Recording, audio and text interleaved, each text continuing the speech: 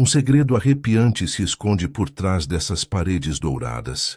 Bem-vindos ao Silent Thread, eu sou seu anfitrião, Harold. Adoraria saber de onde vocês estão nos acompanhando. Deixem um comentário abaixo. Suas opiniões realmente enriquecem esta jornada. Vamos começar. Na noite em que o Crimson Express fez sua viagem inaugural, a própria Londres parecia ostentar um cravo vermelho. O sol se escondia atrás dos telhados em um brilho tênue, e os vagões da plataforma 10 ardiam com a luz refletida. Painéis de um vermelho profundo polidos como um espelho, acessórios de latão reluzindo como medalhas. Lacaios em uniformes cor de vinho se moviam com a precisão de um ensaio teatral. E uma pequena multidão em trajes de gala se aglomerava para admirar o espetáculo.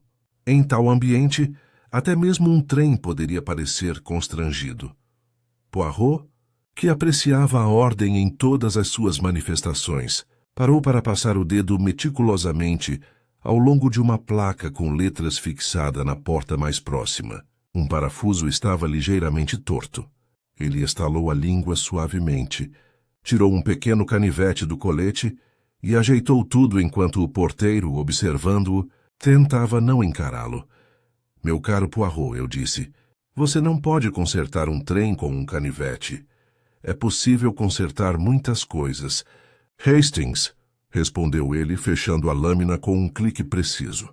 Às vezes basta observar o ângulo de um parafuso.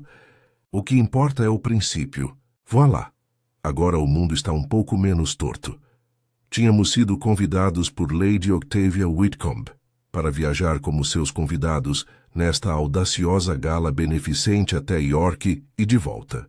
Lady Octavia, uma mulher com uma voz capaz de abrir caminho a 40 passos de distância e um coração à altura, havia se casado com um herdeiro da fortuna ferroviária dos Whitcomb e a usava com a alegre impiedade de um general comandando a artilharia. Ela estava, naquele exato momento, conduzindo um grupo de doadores em direção aos vagões-leito, seu leque de penas de avestruz balançando como um estandarte. O expresso carmesim. Ela anunciara em seu convite. Deslizará como uma fita de generosidade pela noite.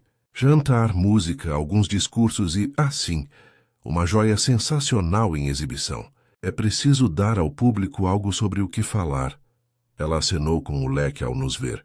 Monsieur Poirot. Capitão Hastings. Vocês ficarão na carruagem B, compartimentos 1 e 2. Admirem o cristal lapidado no vagão-restaurante.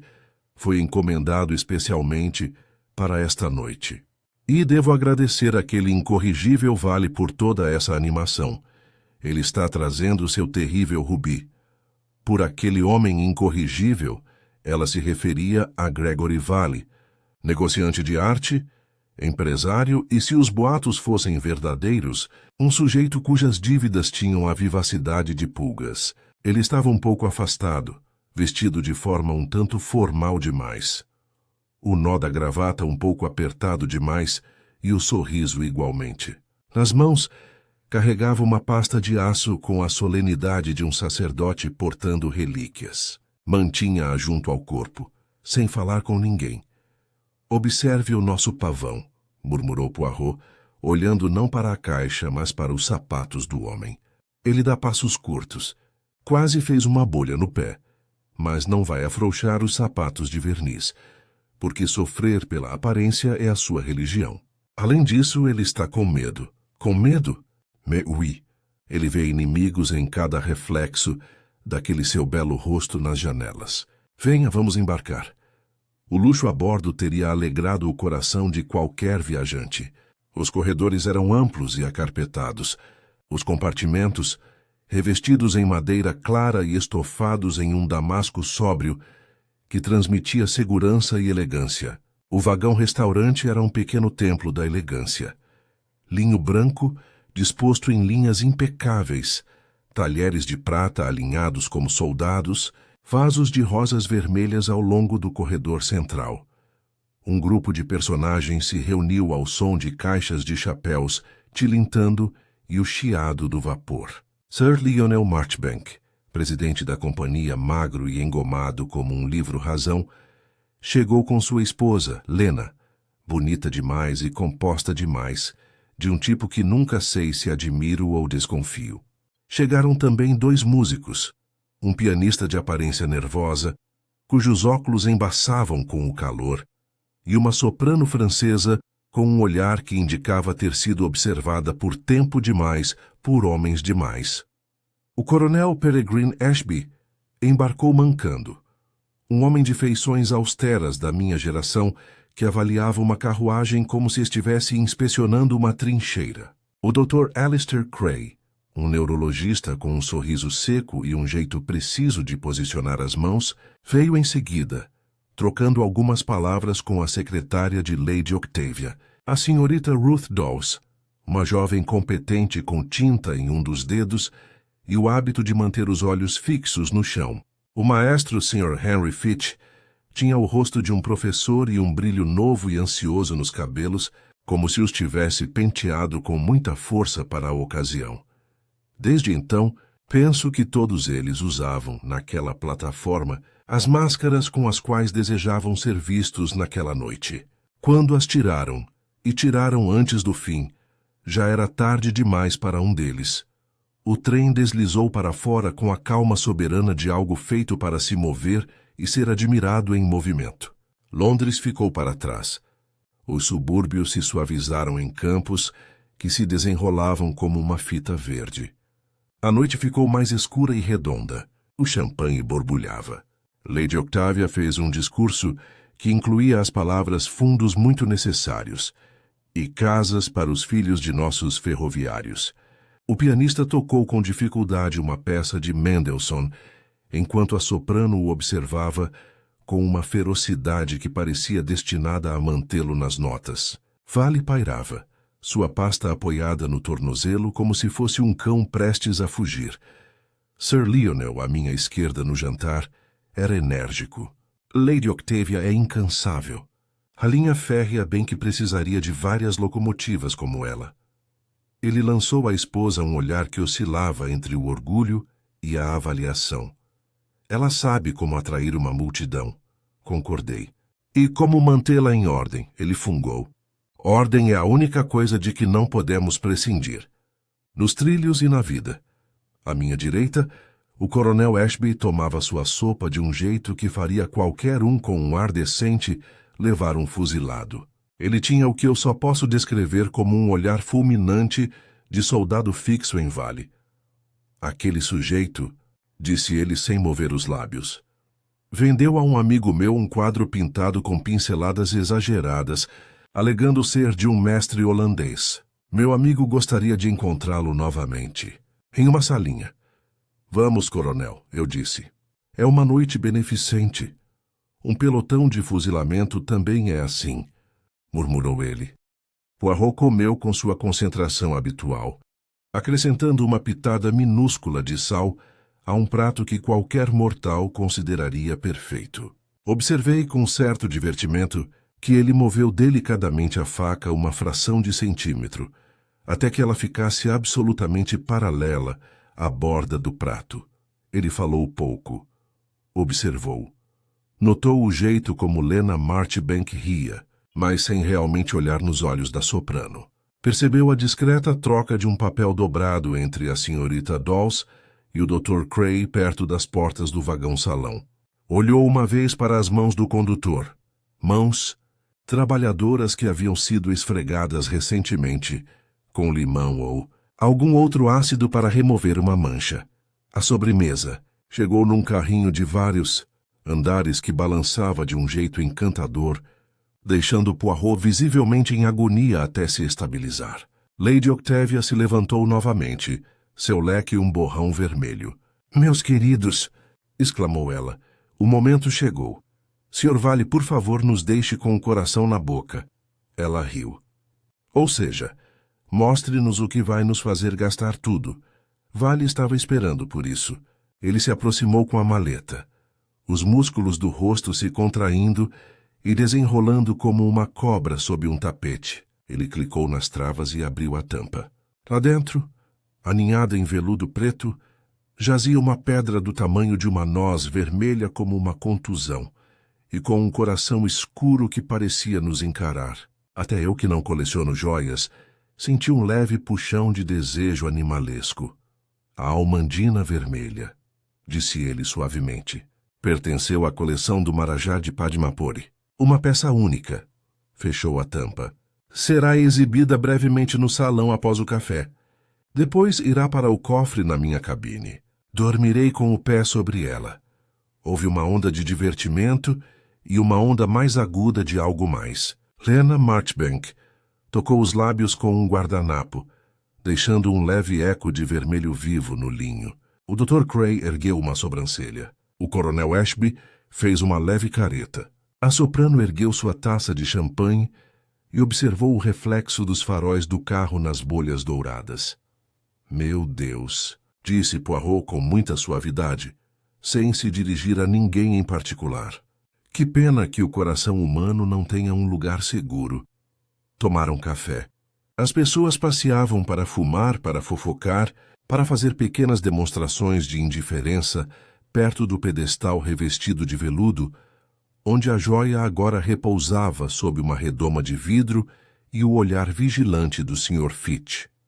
Vale permaneceu ao lado de seu tesouro, permitindo um olhar aqui e ali, como se distribuísse fatias de divindade. Certa vez inclinou-se e disse algo baixo e urgente para a senhorita Dawes. Ela empalideceu, depois corou, e afastou-se com passos rígidos. Sir Lionel e Lady Octavia posicionaram-se perto da porta, apertando mãos, recebendo cumprimentos, administrando a situação. O trem seguiu viagem, e a noite se aprofundou, pressionando seu rosto contra o vidro. Lâmpadas ancoradas em fazendas distantes apareceram e desapareceram. Passamos por um corte no terreno, e um amontoado de pedras tilintou contra a parte inferior dos vagões. O pianista tocou com dificuldade uma música de uma revista musical. Melhor, depois pior. 10 minutos depois, as lâmpadas piscaram e estabilizaram. Um sinal nos arredores de Peterborough, anunciou o Sr. Fitch a Lady Octavia com uma urbanidade forçada. Tudo em ordem, minha senhora. Às 11h30, a redoma de vidro estava vazia. Vale levou a joia de volta para sua cabine, o estojo na mão, o maxilar cerrado. Recusou uma escolta. Recusou muitas coisas. Desapareceu pelo corredor, virou à esquerda, passou pelo vagão B e sumiu. Confesso que comecei a bocejar. Poirot é generoso quanto às minhas capacidades. Ele sabe que me saio melhor antes do amanhecer no campo ou depois do almoço numa poltrona. Tínhamos acabado de chegar à agradável decisão de sim tomar um pequeno copo no salão, quando um pequeno drama ocorreu perto da porta do vestiário. Lena Marchbank e a soprano, Mademoiselle Celeste Armand, aproximaram-se uma da outra com a polidez de gatos, muita cortesia e uma grande atenção às garras. Trocaram-se algumas palavras. Não as ouvi, mas o tom foi ouvido. Lady Octavia intrometeu-se com um farfalhar de penas. Os grupos separaram-se.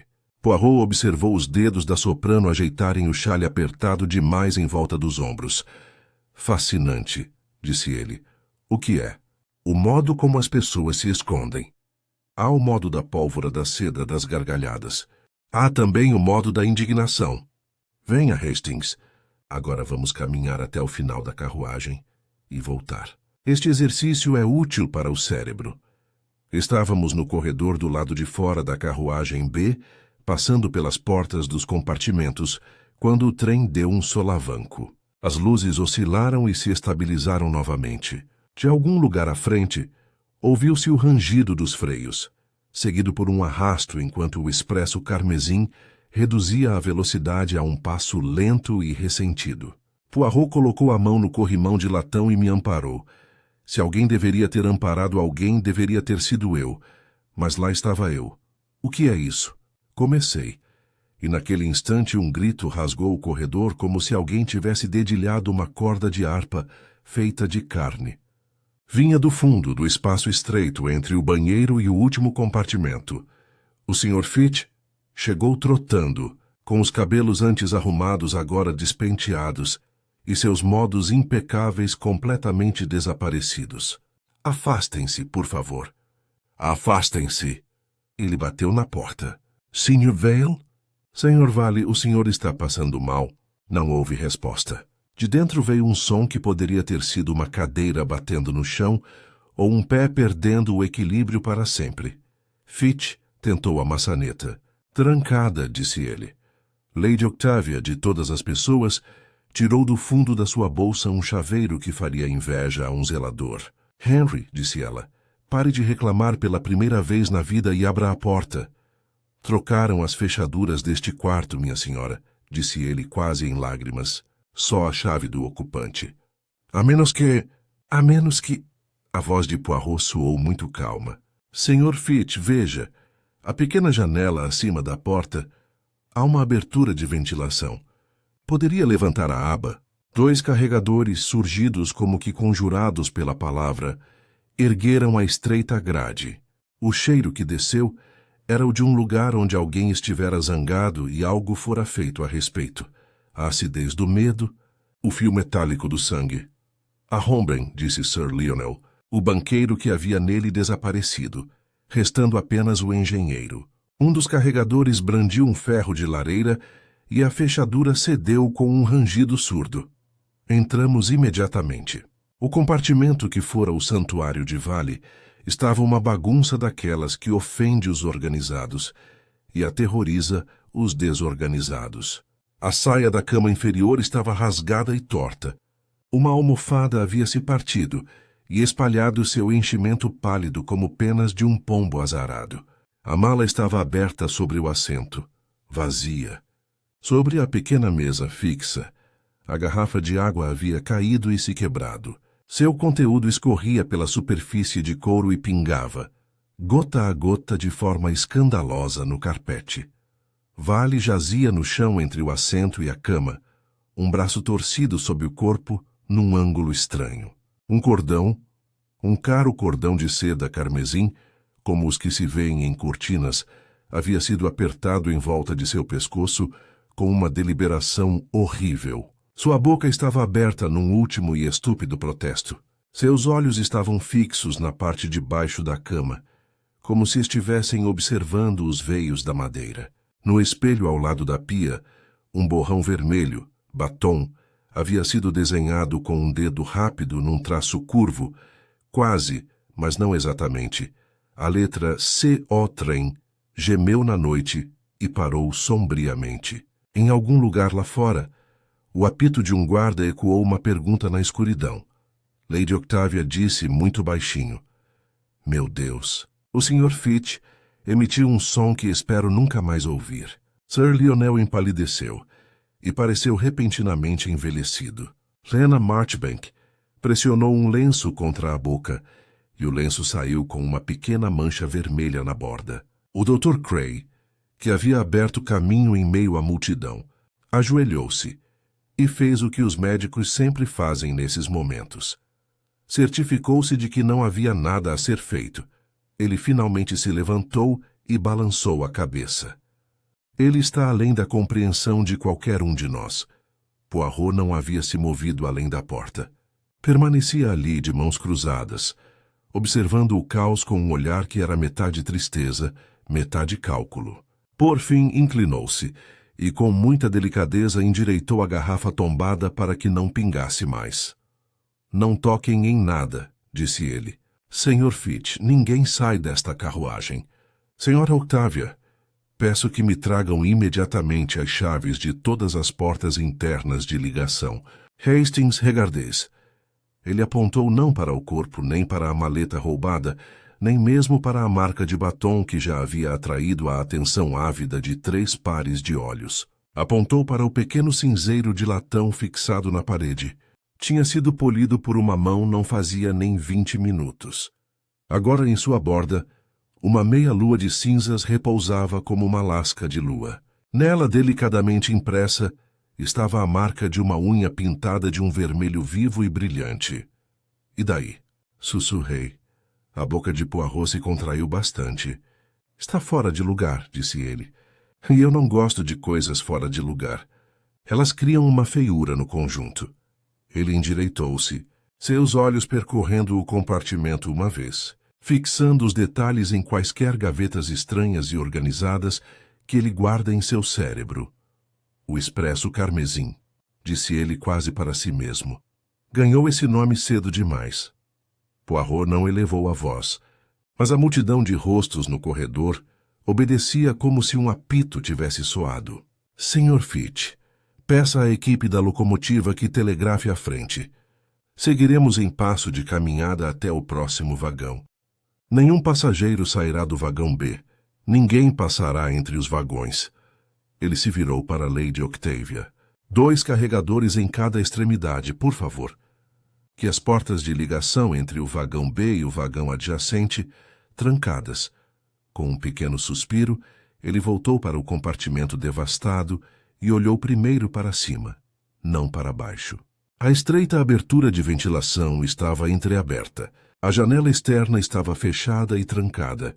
A fechadura quebrada da porta era obra nossa. Antes disso, ela havia sido arrombada por dentro. No chão, a pasta jazia como um peixe eviscerado. Poirot se abaixou, examinou o cordão carmesim no pescoço de Vale, seguiu-o com 2 dedos até a ponta cortada. Não é daqui, murmurou. Não combina com a grade da cama. Ele não tocou no espelho, apenas contemplou a curva vermelha e grosseira projetada nele. Trop teatral, sussurrou. Então, com o aceno grave do Dr. Cray, ajoelhou-se. As mãos delicadas e móveis, reexaminou o colete de Vale. O bolso do relógio estava vazio, mas o tecido mostrava a marca oval recente de pressão onde um objeto plano estivera. Uma chave em um chaveiro. Você não encontrou a chave? Te sussurrei. Exatamente, disse ele, levantando-se. Alguém a pegou, trancou e foi embora. Fitch, pálido, pairou na porta. Senhor, um dos prendedores de cortina do salão sumiu. O mordomo percebeu quando o mandei verificar. Os olhos de Poirot brilharam por uma fração de segundo. Bom, o cordão foi identificado. Lady Octavia nos conduziu ao vagão-restaurante. A toalha de linho branca perdera sua alegria e adquirira a frieza de um tribunal. 2 porteiros se posicionaram como pilares às portas. Os rostos assumiram a expressão de quem vê o mundo virar as costas e não pode ser persuadido. Sir Lionel estava rígido, com os punhos cerrados sobre a toalha. Lena, agora de luvas, segurava uma xícara de chá que não bebia. As unhas de Mademoiselle Armand reluziam pintadas de um vermelho perigoso. Ela fumava com desafio, as cinzas tremendo sobre a bandeja. Miss Dawes, com as unhas manchadas de tinta, roía-as até o sabugo. O maxilar do coronel Ashby se movia. O Dr. Cray cruzou os braços e esperou. O pianista piscava por trás dos óculos embaçados. O Sr. Fitch anotava com escrupulosa melancolia. O tempo, disse Poirot, é a espinha dorsal do nosso pequeno drama. Vale exibiu a joia até às 11h30. Retirou-se. Às 11h38 diminuímos a velocidade para um sinal. Oui, Monsieur Fitch. E 3 minutos depois paramos. Dr. Cray. O médico inclinou a cabeça. Estrangulamento. Ele está morto há talvez 10 a 15 minutos. Poirot assentiu. Então o intervalo é breve. O assassino precisou de coragem, conhecimento dessas carruagens e gosto pelo teatral. Observe o espelho. Ele nos convida a pensar em uma mulher. Sou convidado. Recuso. Houve um alvoroço. A risada de Mademoiselle Armand era uma pequena lâmina. Os olhos de Lena se voltaram para suas próprias mãos enluvadas e para outro ponto. Vamos ter ordem, disse Poirot suavemente. Cada um de vocês me dirá com precisão onde esteve desde as 11h30 até o apito. Não inventem nada, não se esqueçam. Monsieur Fitch, o senhor será o primeiro. O senhor conhece as novas fechaduras. Fitch engoliu em seco. Às 11h30 o Sr. Vale pegou a pedra e foi para a popa. Eu fiquei perto da porta do salão. Às 11h32, mandei o mordomo Phelps preparar o café. Às 11h35, fui até a copa buscar uma lâmpada. Fiquei lá 2 minutos. Às 11h38, o sinal nos parou. As lâmpadas diminuíram de intensidade. Fui até o final do corredor B para chamar o guarda. Às 11h41, paramos. Um grito. Eu corri. Você viu quem passou pela porta do senhor? Vale nesse intervalo? Não, senhor. Da despensa não é possível ver a curva perto do banheiro. Poirot inclinou a cabeça. Quem estava no salão quando você saiu? Diga-lhes o nome. Lady Octavia, Sir Lionel, Lady Lena, Mademoiselle Armand, Doutor. Cray, Coronel Ashby, o pianista. Lady Octavia. Ela reagiu com aquela sua esplêndida energia. Fiquei com Lionel até às 5h30. Depois peguei o chale de Celeste no vestiário. Voltei na hora do mergulho e não saí mais até o Sr. Fitch correr. Sir Lionel assentiu rigidamente. Corroborei até o sinal. Depois conferi os pratos no aparador. Não entrei no corredor. A voz de Lena, calma. Sentei-me e conversei com o médico. Ao sinal, fui ao banheiro feminino. 3 minutos. Senti-me estranha. Não vi ninguém além da senhorita Dawes saindo. A senhorita Dawes parecia péssima. Saí às 11h34 e voltei às 38, quando as luzes se apagaram. Voltei à escrivaninha de Lady Octavia. Encontrei o Coronel Ashby no vestíbulo. O coronel resmungou. Eu estava caminhando com um charuto apagado, encontrei a moça e o pianista esbarrou em mim com sua música. Só isso. Mademoiselle Armand exalou fumaça através de seus olhos escarlates. Encontrei meu chale. Não visitei o senhor. Vale. Por que deveria? Não compro bugigangas. Suas unhas bateram no cinzeiro, deixando pequenas marcas em forma de crescente na borda, antes que ela percebesse Poirot observando e parasse de bater. A senhora fuma cigarros egípcios, mademoiselle? Perguntou ele. Às vezes. E esta noite? Sim. Curioso, murmurou Poirot, lançando um olhar para o corredor. Monsieur Vale, ele não fumava. No entanto, seu cinzeiro mostra cinzas e a unha de uma senhora que bate o cigarro habitualmente e está fresca. Monsieur Fitch a teria limpado. Então são seus, exclamou Sir Lionel. Nada, disse Poirot calmamente. Metade da Inglaterra fuma o oriental agora. Observem melhor. Os cinzeiros do salão estavam cheios. A empregada não os havia polido. O de Vale brilhava, exceto por uma pequena lua e o prego vermelho. Alguém fumou ali recentemente e em estado de agitação. O Dr. Cray falou com calma e ponderação. Das 11h30 até o apito final, conversei com Lady Lena. Às 11h39, fui até minha cabine buscar um folheto. Voltei quando o apito soou. Ouvi o grito. Eu pratiquei na sala de estar, gaguejou o pianista.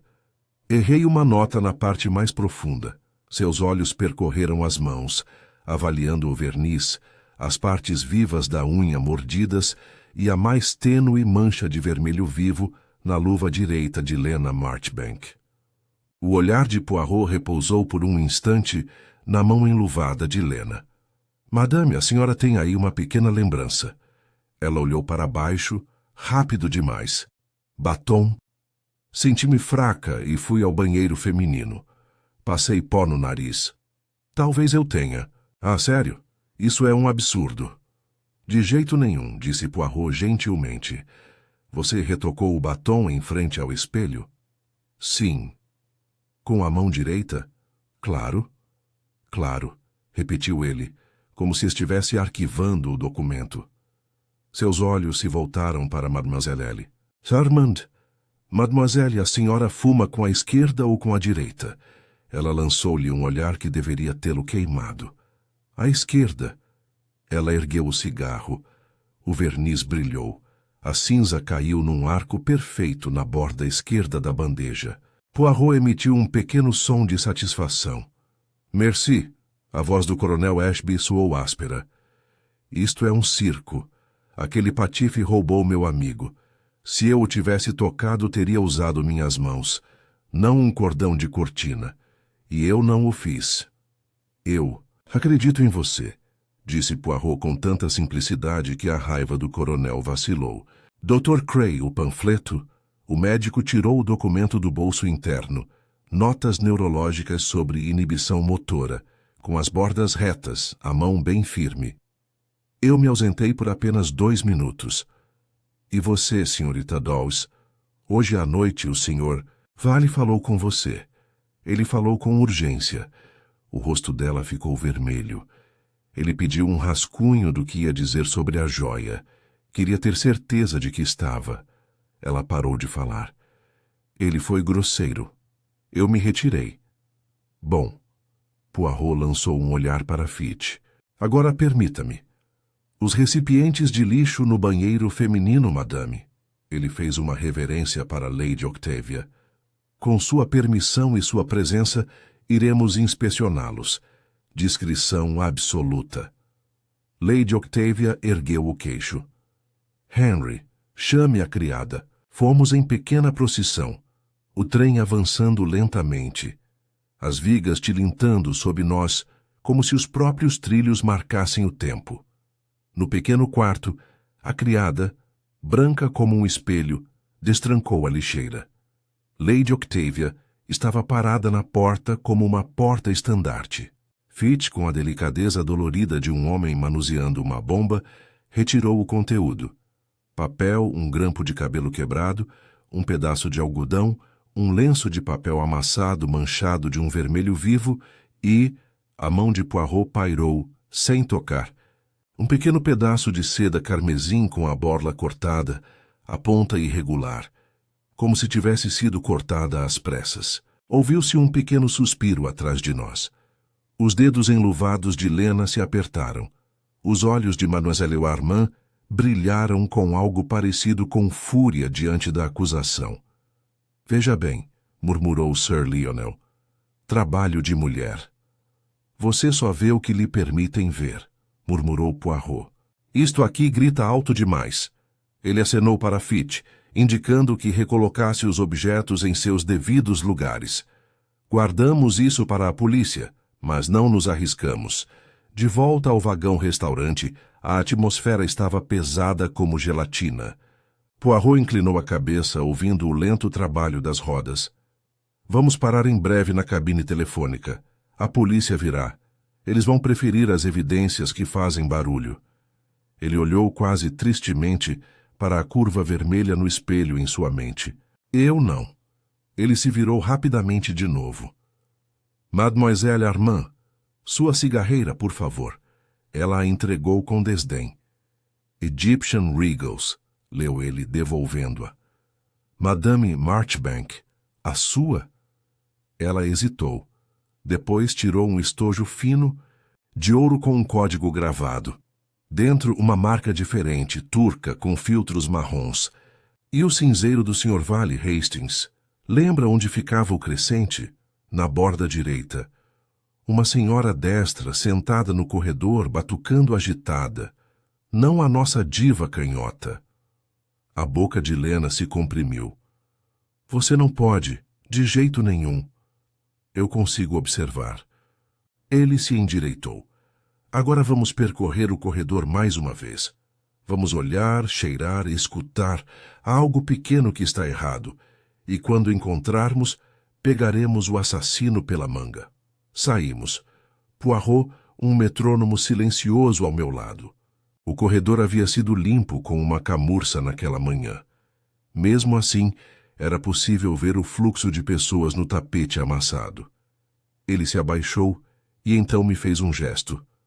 Observe, Hastings. O passo se aproxima da porta de vale. Hesita, gira, veja o S na pilha. E então recua na mesma linha. Alguém que veio com a intenção de entrar, mas mudou de ideia. Deu mais 2 passos, respirou fundo e sorriu sem prazer. Tabaco turco, não o egípcio. E, mais o I, óleo de rosas. Não olhou para Lena Marchbank, que permanecia um pouco afastada, rígida. Na soleira da porta de vale ele se agachou novamente. Um pontinho estava encostado no rodapé, marrom como uma semente. Ele o indicou com a ponta de um lápis. Fibra de filtro, disse ele suavemente. De um cigarro turco mordido e depois alisado com uma mão enluvada. Observe o pequeno fiapo aderido. Couro de cabra. Você vai mandar prender a senhora por isso? Sussurrei. Não permitirei a prisão de ninguém. Quero a verdade. Endireitou-se, olhou atentamente para a placa da porta e passou a unha sob o minúsculo parafuso da tampa da fechadura. Este se moveu com um leve rangido. Solto, murmurou. E, no entanto, as carruagens recém-arrumadas. Por que esta está solta? Porque uma mão nervosa a agarrou, pressionando e se preocupando enquanto escutava lá dentro.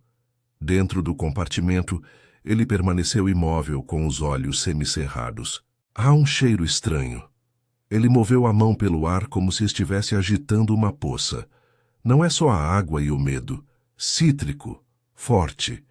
Ele tocou a borda da cama, onde a corda havia marcado a madeira. Uma leve sombra vermelha manchava os veios perto do corte. A tinta escorre, disse ele. Nas mãos, na pele, no punho. Depois a gente tira às pressas, com limão. Ele olhou por cima do ombro em direção ao vagão-restaurante, onde o Sr. Fitch, um sentinela infeliz, segurava seu caderno com força. As mãos de Fitch, comecei. Fomos enganados antes do crime, disse ele quase ausente. Eu os vi brilhar no jantar. Isso os inocenta tanto quanto os acusa. Não seremos simplistas. Ele se inclinou em direção ao pequeno ventilador. As cabeças dos parafusos estavam brilhantes, exceto uma, que apresentava uma crescente de oxidação intacta na borda. Fitch e seus homens abriram isso depois, disse Poirot, mas antes a poeira aqui permanecia intacta. Não havia escapatória por ali. Ele examinou a pasta. Dentro do leito de veludo, um pequeno retângulo de tecido mais claro marcava o lugar onde um pequeno objeto oblongo repousara ao lado da joia. Uma caixa de chaves, disse ele. Voilá, o berço da nossa chave perdida. Ele a mantinha separada do anel. Por quê?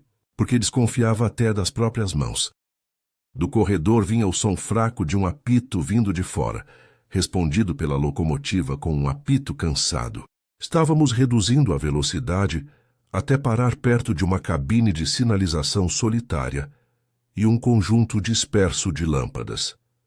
Mais uma coisa, disse Poirot. Ele se ajoelhou junto à poça quebrada da garrafa e traçou o contorno do riacho. Ele corre em direção à porta, mas as gotas maiores perto da cama permanecem intactas. Nosso assassino, muito delicado, contornou a água. Mesmo assim, o arrasto do calcanhar de valha a atravessou. Portanto, a água caiu antes da última luta, derramada para fazer barulho, talvez, enquanto uma mão descia por trás até a garganta. Ele se levantou, novamente ereto. Teremos os depoimentos mais uma vez, com atas. E então, Hastings, pediremos luvas. Todas as luvas. Lá fora, botas bateram no lastro.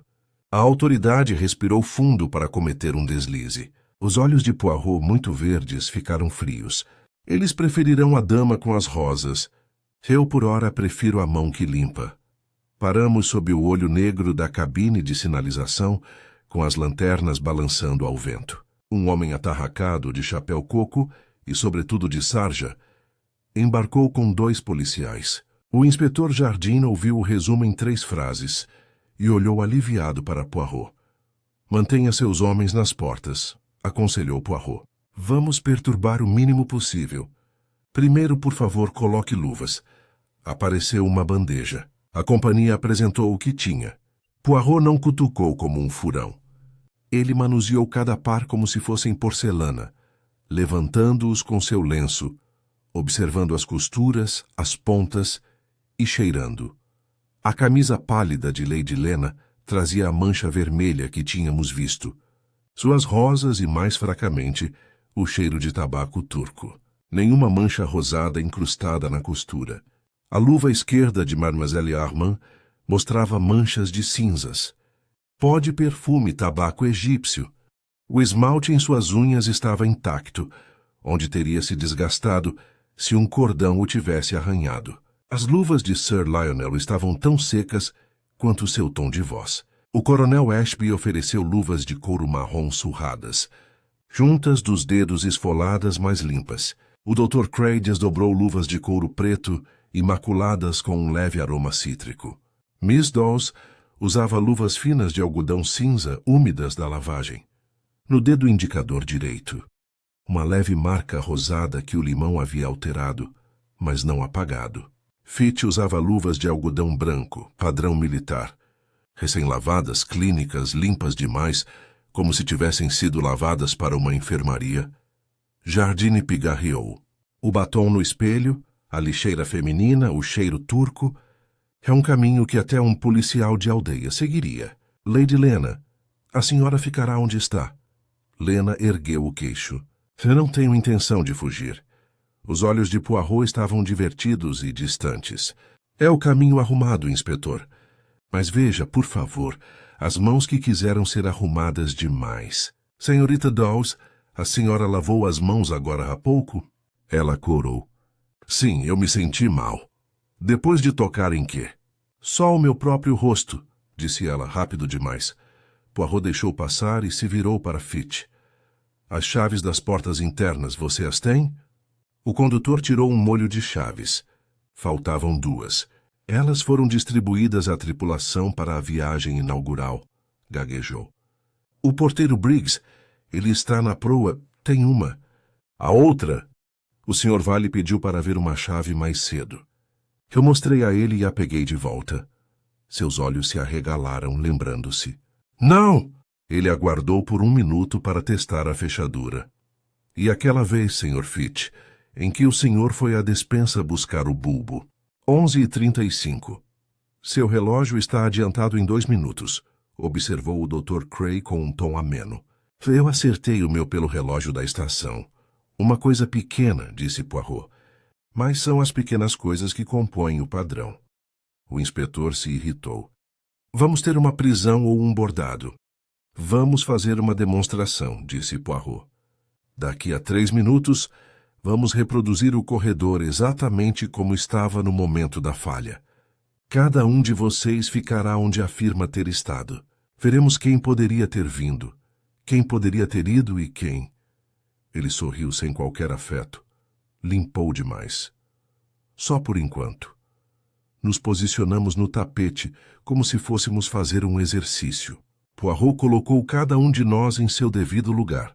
Lady Octavia na soleira do salão. Sir Lionel junto ao aparador. Mademoiselle Armand junto ao cabideiro. Lena Marchbank junto à porta do banheiro feminino.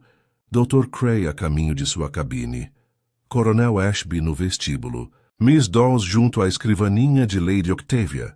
O pianista junto ao piano do salão. Monsieur Fitch, disse Poirot, fique onde estava e ao meu comando diminua a intensidade das luzes como fizemos. Inspetor, o senhor apenas observará. Com a pequena cena montada, ele pegou o relógio. Pronto, agora, de 11h38. As luzes diminuíram. O pianista tocou sua nota tímida e hesitou. Na penumbra, Poirot se movia com passos curtos e rápidos, contando suavemente. 6, 10, 16. É preciso virar a esquina. 22, 27. Na curva, um corpo encontra outro corpo. Ele parou onde o corredor se estreitava. Cornell? Ashby avançou pesadamente. O solavanco que eles simularam foi suficiente para nos fazer cambalear. Uma colisão dessas, disse Poirot me amparando, atrasa em segundos e deixa na memória. Você se lembra? Você falou sobre isso. Bom, prossiga. 32, 36. Ele chegou à porta de Vale. Trancada como estava. Com uma chave, 10 segundos para inserir, se a mão tremer, 15. Entre surpresa, agarre por trás. Dr. Cray, o fisiologista.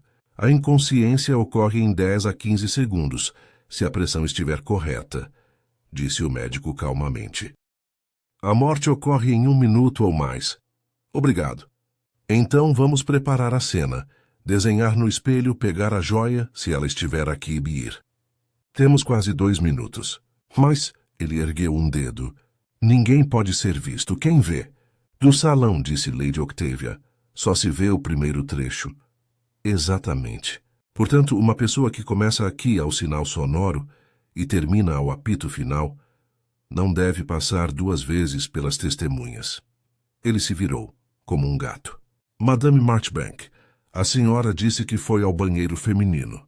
Por favor, entre, feche a porta e permaneça aqui. Ela obedeceu. Poirot caminhou de um lado para o outro, observando as linhas de visão, e então bateu no painel. Se ela saísse imediatamente, encontraria a senhorita Dawes retornando. Senhorita Dawes? A senhorita Dawes, pálida, dirigiu-se ao seu lugar. Coronel, o senhor se aproximou. Teria visto ela passar de novo, mas não viu. Sua voz era suave. Portanto, ela não fez 2 viagens. O inspetor Jardine fez um ruído de ceticismo. Ela só poderia ter ido uma vez, direto até o sujeito e voltado por outra porta. Não, disse Poirot. As portas internas de ligação estavam trancadas em ambas as extremidades. As chaves estavam com o Sr. Fitch. Virou-se. Agora outro caminho. Cheirou o corrimão junto à despensa e abriu a pequena porta. Com sua licença, inspetor. Lá dentro, em meio a xícaras e toalhas de mesa dobradas, havia meio limão num pires e um pano com uma leve mancha rosa. Poirot os observou como se tivessem falado. Alguém, depois do crime, removeu uma mancha às pressas. O batom de uma mulher. Disparou Jardine. Não necessariamente. Os olhos de Poirot se voltaram para a luva direita da senhorita Dawes, a marca de maré que tínhamos visto, e para o impecável cachimbo preto do Dr. Cray, com seu leve toque cítrico. Observe também, disse ele gentilmente, a cinza e a meia-lua na bandeja de vale, batidas com a mão direita. Nossa diva fuma com a esquerda. O cheiro forte de tabaco turco vem da maleta da Madame Marchbank, sim, mas ela não poderia ter passado despercebida 2 vezes. O caminho que grita não é o caminho que se encaixa. Jardine cerrou o maxilar. Você está me dizendo para não fazer nada. Estou lhe dizendo, disse Poirot, para esperar 5 minutos. Ele olhou para a senhorita Dawes sem maldade. Senhorita, um instante, por favor. Sua mala. Ela hesitou, depois ofereceu uma modesta bolsa de couro. Dentro dela havia um lápis, um mata-borrão, um pequeno diário, um cortador de papel dobrável, um estojo de pó compacto com pasta vermelha e Poirot a ergueu delicadamente pela fita. Uma pequena caixa de chaves, vazia. Houve um suspiro coletivo, como se fosse de uma única criatura. Poirot fechou a bolsa e a devolveu à mão dela. Vamos prosseguir, disse ele suavemente. Inspetora, seus homens procurarão uma chave que não está onde deveria estar. Enquanto isso, descobriremos qual foi o motivo que levou o Dr. Cray à sua cabine para buscar um panfleto que ele já carregava consigo. O Dr. Cray recebeu o olhar de Poirot com um cansaço educado. Você perguntou por que voltei para minha cabine. Por causa disso. Ele tocou o folheto no bolso. Eu não o tinha antes. E o limão nas suas luvas? Tenay perguntou Poirot com um tom extremamente suave. Para a minha garganta, disse o médico. Tanto cantores quanto médicos valorizam os cítricos. Cortei uma fatia na despensa. A empregada pode confirmar. Mademoiselle Armand ergueu as sobrancelhas. Você não me pediu nenhuma, disse ela. E eu, que aprecio muito as frutas cítricas, não tinha nenhuma. A despensa serve mais do que divas, respondeu o Dr. Cray. Ele não se irritou, o que interpretei como um sinal de que tinha prática em controlar seus impulsos. Poirot girava mentalmente a pequena caixa de chaves enquanto olhava para a senhorita Dawes. Senhora, isto que a senhora carrega. Como explica? Ela tinha ares de quem caminha na chuva sem chapéu. Eu encontrei, disse ela, no tapete perto da escrivaninha de Lady Octavia, quando o Sr. Vale terminou de se vangloriar do seu discurso e se virou. Pensei que fosse um porta-cartões. Coloquei na minha bolsa para devolver imediatamente. Aí, tudo aconteceu. E eu esqueci. O esquecimento é um péssimo amigo, murmurou Poirot. E, no entanto, pode ser que você esteja dizendo a verdade. É um objeto pequeno. Ele escorrega. Monsieur Vale não era cuidadoso com as pequenas coisas. O coronel Ashby resmungou em concordância com esse último comentário. O inspetor Jardine, que andava rondando como um terrier, disparou. Vamos ver o que mais passou despercebido. Ele apontou com a cabeça para um policial. Revistem a despensa e o banheiro masculino. Poirot fez um pequeno gesto de depreciação. Com calma, inspetor. O assassino conta com o seu apetite. O assassino vai contar as barras, retrucou Jardine. Mas seus homens agiram com mais cautela do que sua voz prometia. Fitch, novamente chamado para informar os horários e as chaves, hesitou e deixou cair o lápis. Poirot o pegou para ele e, no mesmo movimento, depositou uma curiosidade sobre a toalha de mesa. Um minúsculo pedaço de cera rosa. De lacre, disse ele para ninguém em particular. De quê? Sir Lionel se mexeu. Os envelopes dos nossos doadores foram lacrados, disse ele sucintamente. A mesa de Lady Octavia é um campo de batalha de cera. Está tudo bem, disse Poirot. Os campos de batalha deixam vestígios. Um agente policial retornou logo em seguida, com o limão e o pano que tínhamos visto e, junto com eles, uma tira estreita de papel adesivo usada para fixar bilhetes em bandejas. Ela tinha uma mancha de vermelho vivo e 2 fios de cabelo loiro curtos. Lady Octavia se irritou. Obviamente é meu. Passei o dia inteiro em guerra com metade desta equipe. Os olhos de Poirot repousaram sobre ela e seguiram em frente.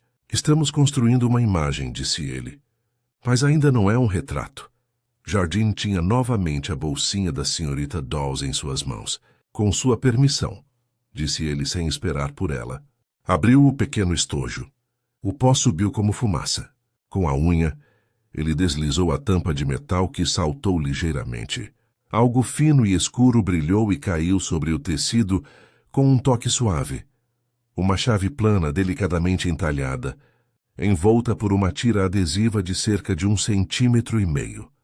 A senhorita Dawes emitiu um som baixo e horrível e fechou os olhos. Ali está, exclamou Jardine aliviada. A chave de uma fechadura nova, pelo que parece, na lata de tinta dela. Isso me basta. Poirot olhou para a chave como se fosse um besouro. Ah, disse ele quase tristemente. Prático demais. Limpo demais. Limpo. Latiu Jardine. A cola está fresca, mas o pó sob a panela não apresenta qualquer alteração além da de hoje, murmurou Poirot. Não foi colocado por uma mão que usa este espelho, mas por alguém que pressentiu que iríamos olhar.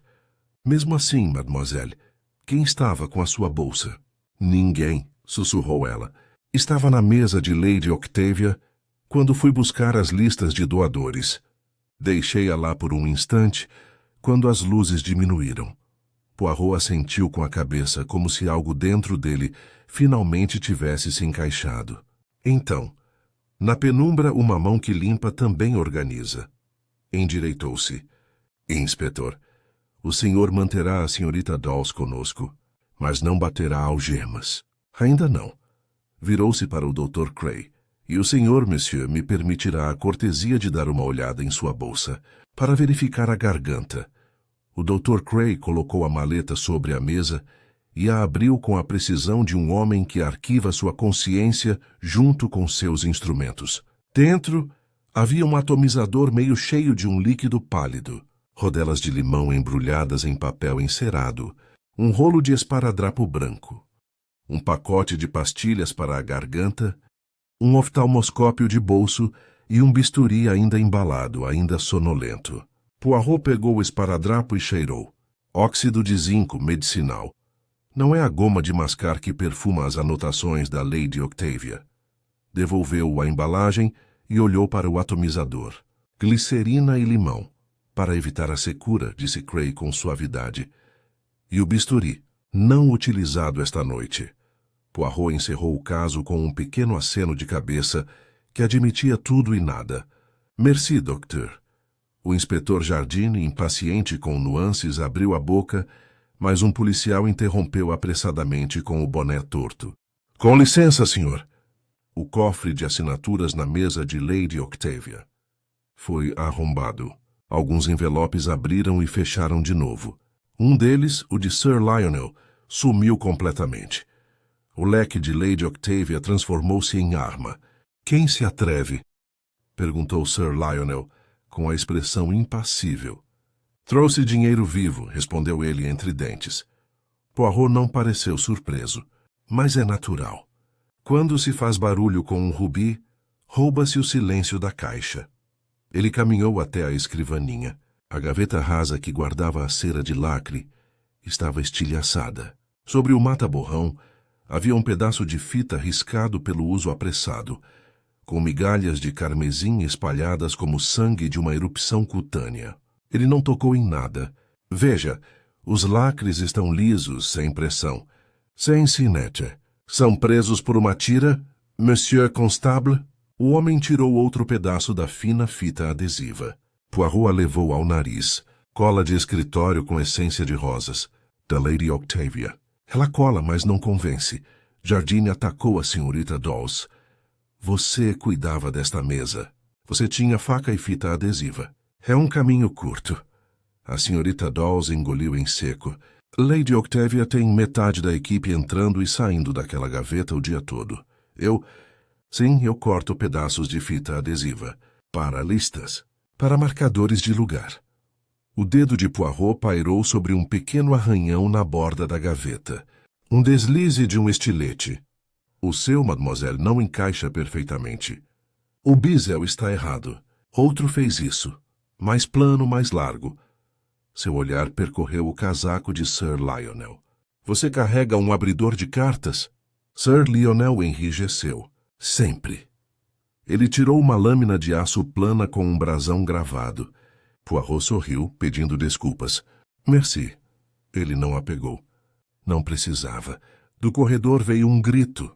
Outro policial entrou correndo. Inspetor. O porteiro Briggs está desaparecido na parte da frente. O boné dele está perto do portão de bagagens. Encontrem-no, ordenou Jardine, irritado. Agora. Os olhos de Poirot estavam fixos no cronograma mental. Às 11h35, o Sr. Fitch saiu para a copa. Às 38 as luzes se apagaram. Às 41 o apito. Se Briggs for chamado às 35, o corredor perde um par de olhos. Cria-se um vácuo no qual os ousados podem entrar. Ele olhou não para Lena, não para Celeste, mas para Fitch. Quem mandou Briggs embora? Fitch estremeceu. Um bilhete. Alguém lhe pediu para chamar o guarda para Lady Octavia. Eu achei apropriado. Podemos ver o bilhete? Perguntou Poirot com um tom agradável. O pomo de Adão de Fitch subiu e desceu. Eu o destruí, pensando. Você pensou em arrumar, disse Poirot quase gentilmente. É o que se espera. As botas tilintavam. Briggs foi trazido entre os policiais, pálido, com graxa na manga e um olhar vago e abatido. Fui até a guarda, senhor, como mandava o recado. No caminho de volta, algo me atingiu no escuro perto da porta da van. Só um empurrão. Quando recuperei o fôlego, a trava da van estava chacoalhando. Juro que não vi nenhum rosto. Ótimo, disse Poirot. Agora temos o segundo crime sincronizado com o primeiro. Eram irmãs nascidas juntas. Ele olhou para os presentes e sorriu sem calor. Uma mão gananciosa queria tanto a pedra vermelha quanto o papel silencioso. Isso nos convida a dividir o olhar. Não o faremos. Inspetor, mantenha todos onde estão. Falarei por 5 minutos com Lady Octavia. A sós. Lady Octavia recebeu Poirot em sua pequena sala de estar. Eu a segui a uma distância respeitosa. O compartimento estava tão impecável quanto seu sorriso. Flores perfeitamente arrumadas, almofadas fofas, uma lamparina a álcool e um conjunto de lacre em uma bandeja laqueada ao lado da escrivaninha. O olhar de Poirot percorreu tudo e repousou sobre a cera. Ele ergueu a vareta sem borrar. Em um dos lados havia um sulco raso com pequenas marcas quadradas. Ah, disse ele suavemente. Você pressionou algo com dentes na cera recentemente. Meu caro, eu carimbo envelopes desde a época do chá, retrucou ela. Dentes? Bobagem. Não é um carimbo, disse Poirot. É uma chave. Quando a cera está macia, faz-se uma impressão. Basta um fragmento para guiar uma lima. Ele pousou o bastão e olhou para ela com amabilidade. Madame, fale-me sobre o Sr. Fitch. Ela se irritou, mas logo se acalmou com um suspiro. Ele é o melhor de uma turma mediana, exigente, orgulhoso. Ele me implorou para não demitir um carregador no mês passado. O idiota extraviou uma mala. Fitch jurou que compensaria com o próprio salário. O orgulho é a sua espinha dorsal. Ele me pediu um adiantamento na semana passada. Eu recusei. Este evento de gala custou caro. O orçamento está apertado. Quem tem livre acesso a esta mesa? Sim, e a senhorita Dawes também, quando eu solto fogo. Fitch vai e vem buscar papéis e fita adesiva. Sir Lionel fica rondando. Ela olhou para a lamparina a álcool. Estava acesa até os discursos. Bom, os olhos de Poirot ficaram ainda mais verdes. E antes o Sr. Vale pediu para ver uma chave? Fitch trouxe-lhe o novo molde. Nós os tínhamos cortado para essas carruagens. O Sr. Vale reclamou. Fitch bufou. Eu mandei os dois embora. Poirot assentiu com a cabeça como se o mundo tivesse se explicado por si só. Ajeitou a gravata. Agora, Lady Octavia, faça algo teatral. Anuncie que a polícia revistará o vagão de bagagens e que todas as malas e pacotes devem ser apresentados. Diga claramente que uma certa joia peculiar não pode ficar escondida por muito tempo em um trem. Temos um método para encontrá-la. E será que fizemos mesmo? Murmurei. Teremos o que for necessário, disse ele. Venham. De volta ao salão, ela se apresentou como uma trombeta. O inspetor Jardine vai examinar a van, gritou ela. Nenhuma bolsa é sagrada. Nenhuma caixa está segura. Cavalheiros, preparem suas chaves. Foi como se alguém tivesse puxado um fio pelo vagão. Sir Lionel enrijeceu, depois se obrigou a relaxar. Mademoiselle Armand sorriu demais. Lena Marchbank permaneceu imóvel. Miss Dawes empalideceu. Os cílios do Dr. Cray se fecharam um pouco. Os olhos de Fitch, contra sua vontade, deslizaram para a porta do vestíbulo e voltaram. Sua mão, que estava espalmada sobre a mesa, deslizou até o bolso e beliscou algo ali. Um pequeno movimento habitual, meio consolador. Poirot aproximou-se dele como uma brisa suave. Seu canivete, Monsieur Fitch. Tenho uma linha. Sem hesitar, estendeu a mão. Fitch o retirou após uma breve pausa. Poirot abriu a lâmina menor e a apontou para a lâmpada. Na ranhura perto da dobradiça, um ponto de sangue endurecido repousava. Ao longo do bisel, uma mancha de latão havia diminuído o brilho. Merci, disse Poirot, devolvendo-a como se fosse uma flor. Ele não olhou para Jardine. Não olhou para mim. Inspetor, que comece a busca. Hastings, acompanhe-me. Caminhamos até a porta de Vale.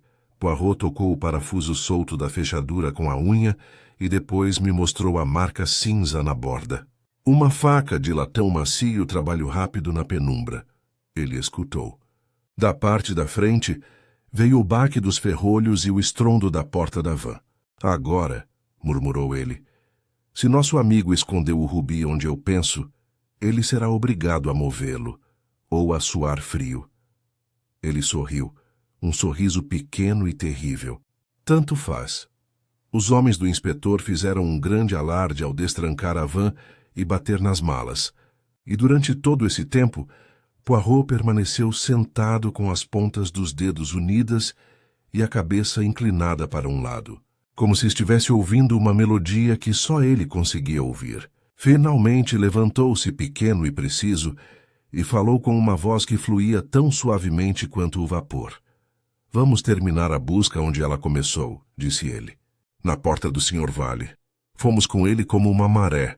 O corredor parecia prender a respiração. Poirot parou diante da placa de bronze com seu minúsculo parafuso solto e se virou, olhando para nós um por um. Seus olhos detiveram-se em Fitch, como um pássaro que pousa num galho, e seguiram adiante. Quando um crime é meticuloso, disse ele suavemente, deve ser desordenado. Nosso assassino era um homem de ordem. Não suportava a desordem do acaso. Ele planejou. Fez um molde da nova chave em cera, a cera de Lady Octavia aquecida por sua lamparina a álcool, e lixou uma cópia com uma pequena lâmina que agora revela o latão em sua borda. Atraiu o porteiro para longe com um bilhete para Lady Octavia e destruiu o bilhete porque a ordem é sua crença. Golpeou Vale em um momento escolhido pela escuridão e pelo ruído, a luz fraca das lâmpadas, o rangido do freio. Estrangulou em silêncio. Derramou água antes da última luta para mascarar o som da cadeira. Desenrolou-se no espelho para nos convidar a dizer: é uma mulher. Bateu um cigarro no cinzeiro com uma unha pintada. Não a unha de uma mulher. Uma tira com cor, pressionada para deixar o crescente enquanto a cinza cai. Ele acabara de pegar essas tiras na escrivaninha. Ele enfiou um pedaço de cordão carmesim na lixeira do banheiro feminino, sabendo da predileção do inspetor por soluções práticas. Selou novamente os envelopes dos doadores com a goma de mascar de escritório, com cheiro de rosas, porque um sinete deixa uma assinatura e ele não assina. O inspetor Jardim, irritadiço, mas atento, disse, apesar de si mesmo, e trancou a porta. Mais naturalmente, ele tinha duas chaves, a duplicada e a de Vale que tirou do bolso. Saiu, fechou a porta e trancou com a duplicada por fora. Mais tarde, quando o barulho causou a confusão, ele foi um dos primeiros a ser muito prestativo. Arrumou tudo. Mandou homens para o lugar errado na hora certa. Destruiu bilhetes, plantou chaves e colocou o rubi onde ninguém pensaria em procurá-lo, porque é muito simples, porque ofende o senso de ordem esconder um tesouro em um parafuso. Poirot tirou do bolso uma chave de fenda não maior que um dedo, um daqueles brinquedos curiosos que ele carrega como outros homens carregam amuletos. Ele olhou para Fitch. Monsieur, posso pegar emprestada novamente a lâmina que carrega seus bons frutos? A mandíbula de Fitch se moveu. Muito lentamente, ele ofereceu seu canivete. Poirot o pegou com uma pequena reverência, girou a minúscula lâmina e a encostou no parafuso solto. O latão rangeu, girou e se soltou. Ele afrouxou o segundo com o mesmo cuidado meticuloso. Levantou a placa de identificação. Um pequeno objeto estalou e rolou como uma cereja pelo tapete do corredor, parando junto ao sapato do coronel Ashby. Era o almandino vermelho. Por um instante ninguém se mexeu. A pedra jazia à luz, vermelha como uma ferida. Jardine fez um barulho como o de um homem libertado de um feitiço. Ele avançou. Fitch moveu-se no mesmo instante. Rápido, surpreendentemente rápido, para uma pessoa tão organizada. Ele correu para o vestíbulo em 2 saltos. O coronel Ashby, com um grunhido, estendeu a bota. Fitch caiu contra a porta, fez força. Descobriu que estava trancada por suas próprias ordens, e naquele segundo os policiais o prenderam. Ele deixou a luta escapar como se alguém tivesse aberto uma torneira. Poirot entregou a faca a Jardine, que a virou com o olhar ofendido de um homem que descobriu que sua melhor caneta escreve promissórias. Os dedos do inspetor encontraram, como os nossos, o grão de cera vermelha perto da dobradiça, e o leve desgaste na lâmina onde o latão a havia tocado. Henry, disse Lady Octavia, e havia dor em sua voz. Oh, Henry. Fitch ficou entre os policiais, o rosto marcado pelos seus hábitos. Ele não olhou para ela.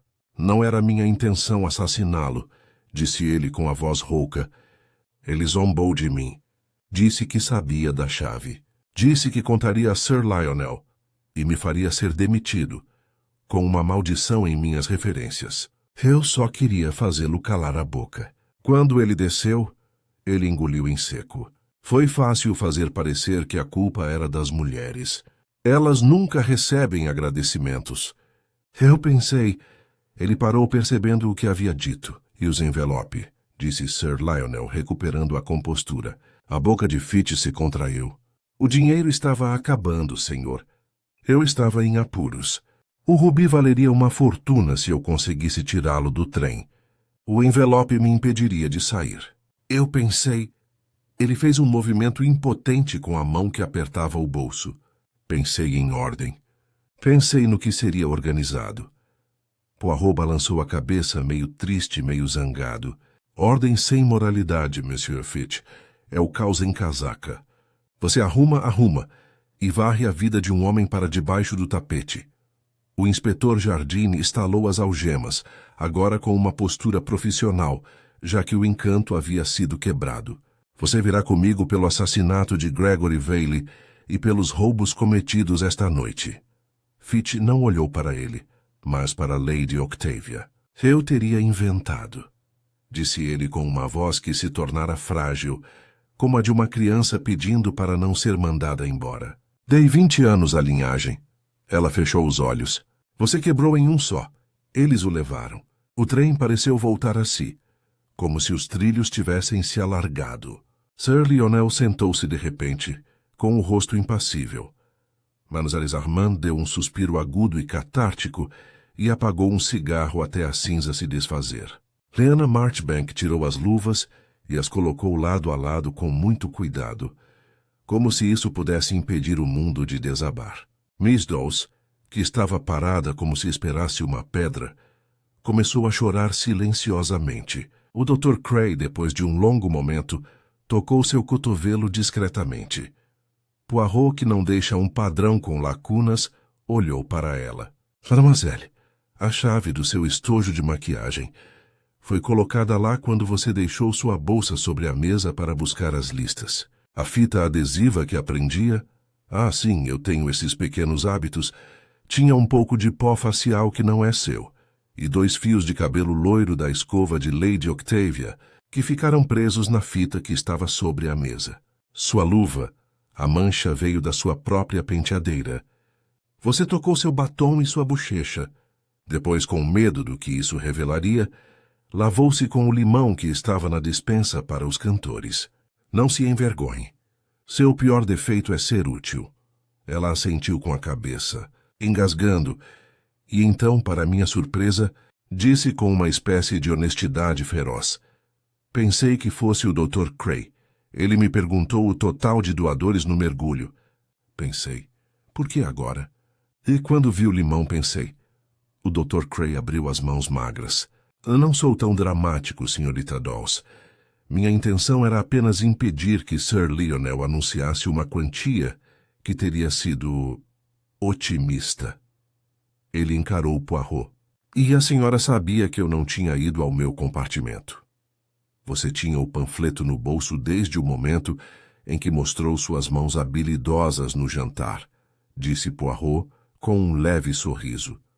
Sua visita foi um álibi por hábito. O senhor tem boas mãos, doutor. Elas teriam amassado o cordão uniformemente. Mas tenho orgulho que admitiria isso. As mãos do nosso assassino eram as de um homem que não suporta uma mancha. Ele observou a figura de Fitch se afastar. Ele se lavou antes mesmo de haver algo para lavar. Estava preparando sua consciência. Jardine voltou com o rubi no bolso, a satisfação atenuada pela papelada que ainda tinha pela frente. Você faz tudo parecer muito simples, disse ele a Poirot com uma admiração relutante. É simples, disse Poirot. Existem apenas 2 tipos de organização. A organização do respeito pela verdade e a organização do disfarce. Uma ajeita um pouco a faca sobre a mesa. A outra lixa uma chave para abrir uma porta, que não é a sua. Uma cria uma pequena harmonia. A outra, um pequeno inferno. Se você prestar atenção à diferença, você a ouvirá. Ele olhou para mim. Hastings, meu amigo, você se lembra do parafuso na placa? Tudo começou aqui. Ele recolocou a placa de latão com uma precisão que me deixou absurdamente feliz e apertou os parafusos até que ficassem perfeitamente alinhados. Finalmente chegamos a York, uma estação pobre que se tornou ilustre por causa de uma caravana de uniformes. Declarações foram colhidas, a caravana foi lacrada e o expresso carmesim, arrependido, voltou seu nariz para Londres em uma aurora pálida e desbotada. As pessoas dormiam porque precisavam, ou olhavam para o nada porque o sono não confiava nelas. Lady Octavia preparou o chá com uma economia bélica e, pela primeira vez, não tentou preencher o silêncio com ordens. Na volta, Poirot e eu ficamos um tempo parados entre as carruagens, observando os campos se estenderem. O vento levou embora o que restava da noite. Ele puxou o chapéu para baixo, cobrindo a cabeça, e sorriu sem muita alegria. Veja bem, Hastings, disse ele, nos compartimentos da mente não se deve trancar as portas com chaves roubadas.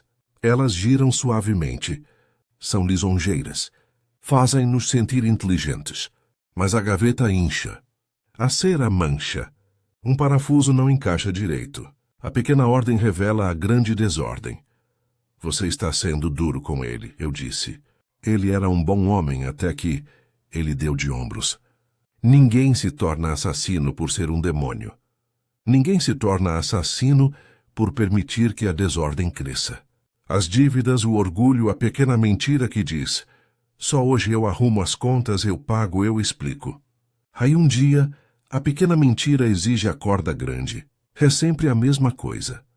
Ao retornarmos ao carro, encontramos a senhorita Dawes sentada com uma xícara de água fria e o Dr. Cray em pé, delicado como um homem que não sabia bem como ser útil. Poirot, com sua cortesia absurda e requintada, pegou a xícara, substituiu-a por uma quente e acrescentou 2 torrões de açúcar para compensar, talvez os golpes que a noite havia desferido. Lady Octavia chegou então, com as penas caídas, e estendeu as 2 mãos para Poirot. Você salvou meu trem, disse ela, e então, com um lampejo de sua antiga personalidade, acrescentou: e se você ousar tocar em mais um parafuso dele, mandarei-lhe apresentar uma chave inglesa. Poirot fez uma reverência. Madame, vou carregá-lo no bolso com orgulho. Não existe ferramenta tão elegante quanto aquela que endireita as coisas. Quando finalmente desembarcamos em King's Cross, a cidade começava seu dia, prática, indiferente. Poirot ajeitou o chapéu com a precisão que faz estranhos sorrirem. Olhou para trás uma vez para o expresso carmesim, que havia adquirido uma sobriedade que ia além da sua pintura. É curioso, disse ele pensativo, como um pouco de vermelho pode estragar a harmonia, nos lábios, na cera, na pedra. E, no entanto, acrescentou lançando um olhar para a bandeja de uma florista, onde cravos desabrochavam pela manhã, no lugar certo, até o carmesim fica lindo. Ele ergueu uma sobrancelha perfeita para mim. Vamos, Hastings, vamos comer chocolate. O mundo já foi ácido o suficiente.